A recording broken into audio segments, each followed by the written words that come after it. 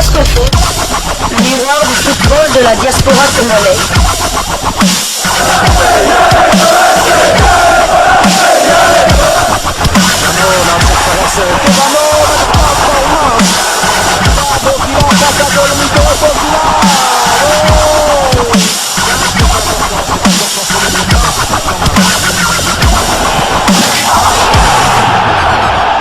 Diascofoot, le miroir du football de la diaspora congolaise. Vous êtes sur Diascofoot, le miroir du football de la diaspora congolaise. Diascofoot vous dit bonjour, tout le plaisir est pour nous de vous retrouver, mais surtout de savoir que vous êtes nombreux en train de suivre votre chaîne YouTube dédiée uniquement aux footballeurs de la diaspora congolaise.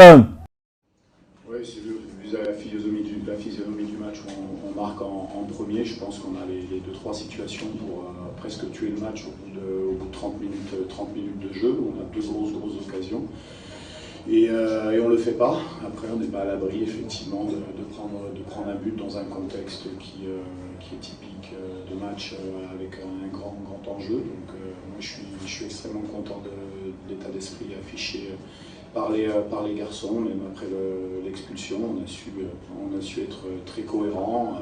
Voilà, on n'a pas manqué d'humilité, on a eu du caractère. C'est vrai qu'on aurait pu, comme je l'ai dit, rentrer à la mi-temps avec un plus large avantage. Maintenant, on est tombé contre une valeureuse équipe de Mauritanie qui a poussé, qui n'avait pas le choix, parce que je pense que par rapport au classement, il devait s'imposer aujourd'hui. Après, nous, on sait ce qu'on a à faire. On arrive avec deux défaites sur les deux premiers matchs. Et maintenant, on a une victoire et un nul, 4 points. Et il nous reste 2 matchs, avec un match au Gabon qui sera décisif pour nous, parce que je pense qu'il faudra... Notre objectif est de faire 10 points et on en a 4, donc il reste 2 matchs, à nous de gagner les deux prochains.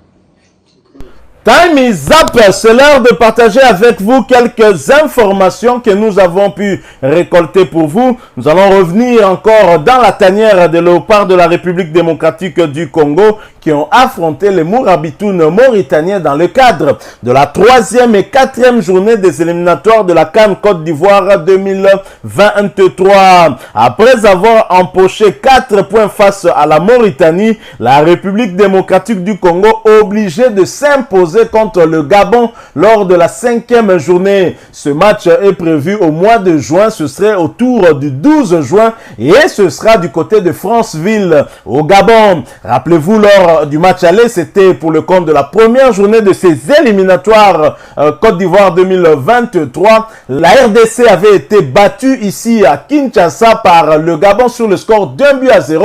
Une équipe gabonaise qui est arrivée à Kinshasa fatiguée, mais qui a tout de même réussi à surprendre les fauves congolais. À l'époque, les léopards étaient entraînés par le technicien argentin Hector Raoul Cooper, qui n'avait pas réussi en tout cas à mettre les léopards en selle pour qu'ils puissent bien se positionner dans un groupe I où au départ nous étions très clairement les favoris. Les léopards de la République démocratique du Congo ont fait jeu égal contre les Mourabitounes mauritaniens le mardi dernier à Nouakchott pour le compte de la 4e journée. Le match retour donc entre les deux pays. Cédric Bakambu avait ouvert le score pour les Congolais à la 9e minute de jeu avant de recevoir un carton rouge à l'entame de la 2e période. Suède, le Mauritanien va égaliser d'une belle frappe imparable pour le portier congolais Joël Kiasumwa qui ne pouvait rien. Le but a été inscrit quelques minutes seulement avant l'expulsion de Cédric Bakambu. Après 4 journées disputées, la République démocratique du Congo demeure en dernière position dans le groupe I avec 4 points derrière la Mauritanie qui compte 5 points, le Soudan 6 points et le Gabon qui vient en première position avec 7 points. Les fauves congolais vont donc devoir s'imposer sur la pelouse du Gabon le 12 juin prochain avant de boucler la boucle face au Soudan le 4 septembre ici en République démocratique du Congo. Est-ce que ce match aura lieu à Kinshasa ou à Lubumbashi? Cela dépendra en tout cas de l'évolution des travaux au niveau du stade des Martyrs et si bien évidemment la CAF a envoyé ses experts pour pouvoir homologuer ou non ce stade. Donc voilà donc la République démocratique du Congo qui reste dos au mur, même si c'est vrai que nous nous sommes relancés, nous sommes dans un groupe où il n'y a qu'un écart d'un point entre les poursuivants. En tout cas, le Gabon a 7 points. Son poursuivant, c'est le Soudan à 6 points. Le poursuivant du Soudan, troisième, c'est la Mauritanie qui a 5 points. La République démocratique du Congo qui ferme la marche a donc 4 points. Alors, ce qui est intéressant avec cette situation, c'est que toutes les nations peuvent se qualifier et toutes les nations ont leur destin en main. Il n'y a aucune équipe qui dépend d'une autre nation. Donc, il suffit de remporter les 2 matchs qui restent pour se qualifier pour cette CAN-là. Et la République démocratique du Congo a donc son destin en main. Il suffira en tout cas de remporter les 6 points restants pour être d'office qualifié. Si nous faisons un match nul, que le calcul deviendra en tout cas très très compliqué. Donc, c'est ce que nous voulions, que nous puissions avoir notre destin en main, même si ça sera compliqué, ça sera difficile parce qu'on va devoir jouer et chercher à arracher les 3 points face à un adversaire qu'on n'a pas réussi à battre. Cet adversaire-là, on n'a même pas réussi à inscrire un seul but contre cet adversaire lors de nos 3 dernières confrontations. Il s'agit bien du Gabon, rappelez-vous, lors des éliminatoires de la CAN Cameroun 2021. Ici, en République démocratique du Congo, nous avions fait jeu égal avec le Gabon, 0 but partout. La République démocratique du Congo était coaché en tout cas par Christian Ntengi Biembe. Et lors du match retour à Franceville, nous avons été étriés sur le score de 3-0 par les Gabonais de Gelor Nkanga, l'équipe nationale des Panthères. Nous avait en tout cas donné une raclée, une punition en tout cas, ou un match qui a eu raison de Christian Ntengi Biembe qui finalement par la suite a été écarté au profit de Hector Raoul Cooper, le technicien argentin qui n'a pas réussi non plus à nous qualifier pour la Coupe du Monde. Et dans l'entame de ces éliminatoires de la CAN Côte d'Ivoire 2023, Hector Raoul Cooper, qui était resté aux commandes de cette équipe nationale, n'a pas réussi une fois de plus à battre cette équipe gabonaise qui a eu raison de Léopard ici à Kinshasa au Stade des Martyrs sur le score d'1-0. Donc un adversaire compliqué pour nous, surtout lors de ces 3 dernières confrontations où nous n'avons même pas pu inscrire le moindre but contre cet adversaire. Et bien c'est le même adversaire que nous devons absolument battre si nous voulons rester en vie et garder en tout cas notre destin entre nos mains et attendre de voir le Soudan venir lors de la dernière journée ici en République démocratique du Congo, probablement à Kinshasa. Donc voilà le grand défi que nous avons, mais d'ores et déjà, en tout cas en ce qui me concerne, je pense que même si nous n'arrivons pas à atteindre l'objectif de nous qualifier, Sébastien Desabre devra rester pour mener en tout cas la bataille de la qualification pour la CAN 2025 et pour le Mondial 2026.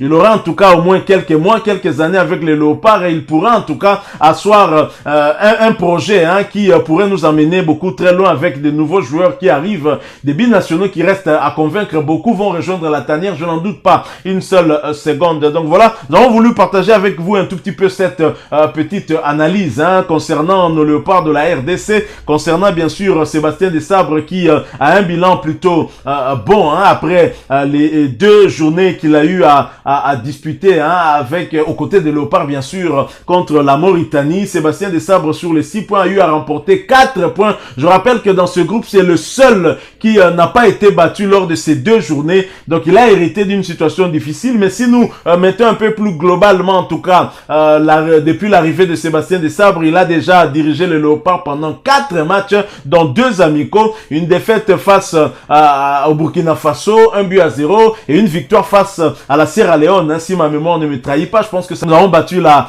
Sierra Leone et si on compte la victoire contre la Mauritanie ici puis le nul là-bas, il a donc un bilan de 2 victoires, 1 nul et 1 défaite. Le bilan est très largement positif. Je pense que Sébastien Desabre a encore beaucoup de choses à nous donner et nous devons en tout cas nous montrer patients et le laisser en tout cas travailler parce que cette double casquette qu'il a du côté de la sélection en étant sélectionneur-manager, on a senti un minimum d'organisation malgré que ce sont toujours les mêmes qui sont à la tête de la FECOFA, mais on a senti en tout cas que l'arrivée des joueurs à Lubumbashi a été très bien organisée. Ils ne sont pas passés par Kinshasa et même leur départ pour la Mauritanie, tout était en tout cas impeccable et vivement que ça continue. Alors nous allons nous séparer avec cet extrait, en tout cas on va dire ce résumé du match qui a opposé la Mauritanie face à la République démocratique du Congo. Je rappelle, le score final est de 1 but partout. Je vous laisse avec ce match. Diaspora Foot, le miroir du football de la diaspora congolaise.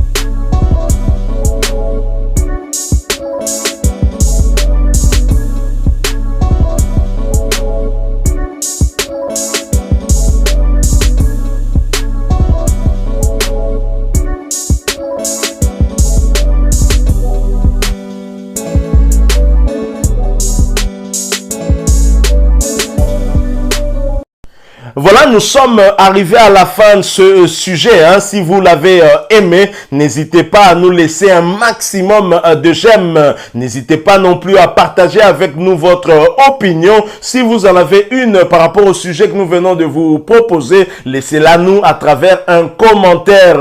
Abonnez-vous si vous êtes nouveau ou ancien que vous ne vous êtes pas encore abonné sur cette chaîne Diascofoot, parce que nous sommes le miroir du football de la diaspora congolaise. Et n'oubliez pas qu'en vous abonnant apparaîtra une petite cloche de notification. Cliquez dessus pour ne plus rien manquer des prochaines vidéos que nous allons vous proposer. Encore une fois, merci à vous, avec espoir de vous retrouver très bientôt avec un autre sujet d'actualité. En attendant, portez-vous bien et Diascofoot vous dit au revoir.